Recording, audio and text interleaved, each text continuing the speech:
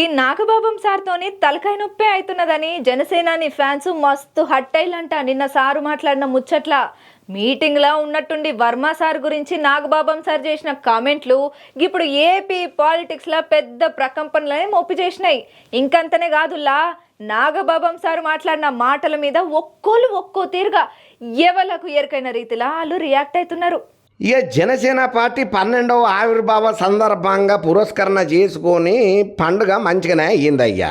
ఇక కాకినాడ జిల్లా పిఠాపురం సమీపంలో చిత్రాడలో అయినటువంటి జయకేతనం సభ మస్తు జన సందోహంతో కిక్కిరిసిపోయింది. ఉసుకోబోతే రాలనంత పబ్లిక్ అయితే జమైండ్రు. ఇక పవనాల్ సార్ అయితేనేమి, నాదెండ్ల మనోహరం సార్ అయితేనేమి, చాలా మంది జనసేన టీడీపీ కార్యకర్తలు కూడా మాట్లాడిల్లు. కాకపోతే వీళ్ళందరూ మాట్లాడడం కామనే కానీ నాగేంద్రం బాబు సార్ మాట్లాడిన మాటలే ఇప్పుడు పెద్ద చర్చకు రచ్చకు దారి తీసిరే కాదు, పెద్ద దుమారాన్ని తీసుకొస్తున్నదయ్యా.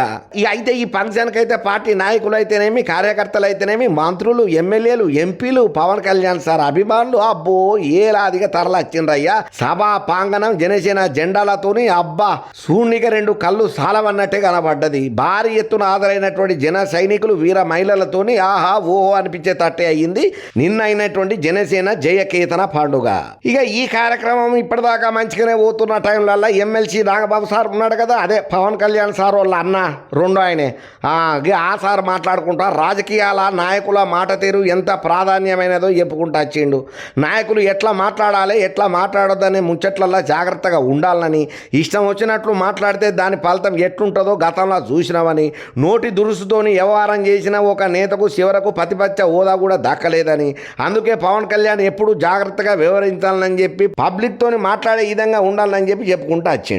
ఇక మాజీ ముఖ్యమంత్రి జగనాల్ సార్ను కూడా ఉద్దేశం చేసుకుంటా నాగబాబు సారు జరంతా ఎటకారంగా మాట్లాడిండు. హాస్య నటుడు కూడా ఇంత అద్భుతంగా ఎవరిని నవ్వించలేరయ్యా. జగన్ కళ్ళు మూసి తెరిచే లోపల 9 నెలలు అయిపోయింది, ఒడిసిపోయిందని అన్నాడు. ఇప్పుడు ఇంకొకసారి కళ్ళు మూస్తేనట 5 ఏళ్ళు గడిచిపోతాయని అంటున్నాడు అయ్యా. ఆ తర్వాత అధికారం మాదే అని అంటున్నాడు. ఇది హాస్యం కాదా?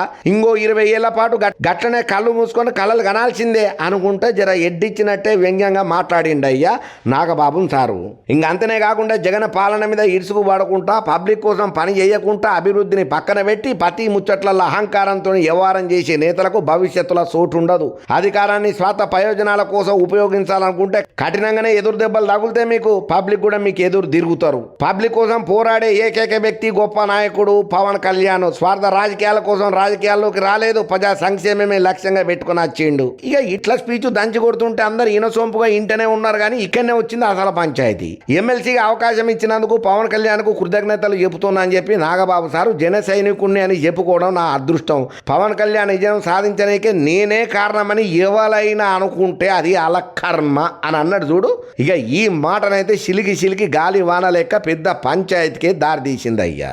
ఈయనన్న మాట మీద ఓ పక్కన వర్మ సార్ అభిమానులు అయితేనేమి, కూటమి సర్కార్లు ఉన్నటువంటి టీడీపీ లీడర్లు అయితేనేమి, ఇంకో పక్కన మెగా ఫ్యామిలీకి అంటి ఉండేటువంటి బండ్ల గణేష్ లాంటి అయినా కూడా కామెంట్లు పెట్టుకుంటూ వచ్చిండు. మనకెవరన్నా సహాయం చేస్తే అది మర్చిపోయి మాట్లాడొద్దు, ఒడ్డెక్కేదాకా ఓడమల్లన్నా, ఒడ్డు దిగిన తర్వాత బోడమల్లన్న సందంగా చేస్తే మాత్రం చాలా దెబ్బతింటారు అని కొంచెం కారెడ్డాలు ఆడుకుంటూ ఆయన కూడా ట్వీట్లలో చెప్పుకుంటూ వచ్చిండు.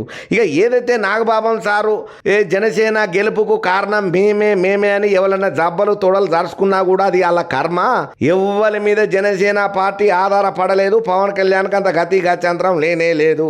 స్వశక్తితోనే పార్టీ నిలబెట్టిండు, ఇట్లా నిలబడ్డము అని ఇండైరెక్ట్గా టీడీపీ అవసరం మాకు లేదని చెప్పకనే చెప్పిండు నాగబాబం సారు. ఇప్పుడు ఈ పంచాయతీ సిలికి గాలివానై పెద్ద కూటమి సర్కారు ఇడిపోయే కథకే వచ్చిందని చెప్పి చాలా మంది శివులు కొరుక్కోబట్టిండ్రు. ఇప్పుడు నాగబాబం సార్ మాట్లాడిన మాటలని ఇన్నోళ్ళు.